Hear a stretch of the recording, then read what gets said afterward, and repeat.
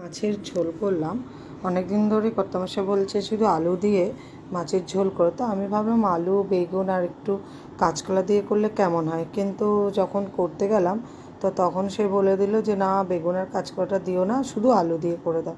তো আমি তারপরে বেগুন আর কাঁচকলা কেটে রেখেছিলাম, কিন্তু সরিয়ে দিলাম, কি করব বললেন, তার জন্যে মনের মতন করতে হবে।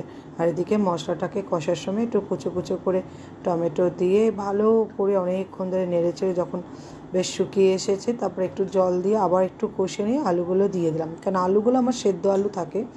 আমি সাধারণত বেশিরভাগ সেদ্ধ আলু দিয়েই করি। এটা একটা মনের, বলতে পারো মনের একটা যে সুগারের ব্যাপার আমাদের কারোর এখন অবধি নেই, কিন্তু আমার বাপের বাড়ি শ্বশুরবাড়ি সবার সুগার।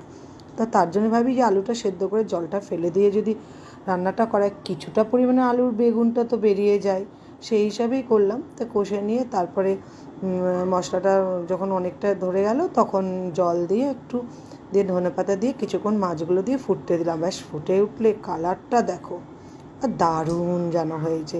আরও ইচ্ছা করে একটু কালারভাবে করলাম, কারণ আমার ছেলে আবার এখন একটু বড় হচ্ছে, ওর যেন একটু দেখন্তির ওপরে খুব বেশি, তো কালারফুল চাই, সেই জন্যে। ভালো লাগলে লাইক কমেন্ট দিও, টাটা।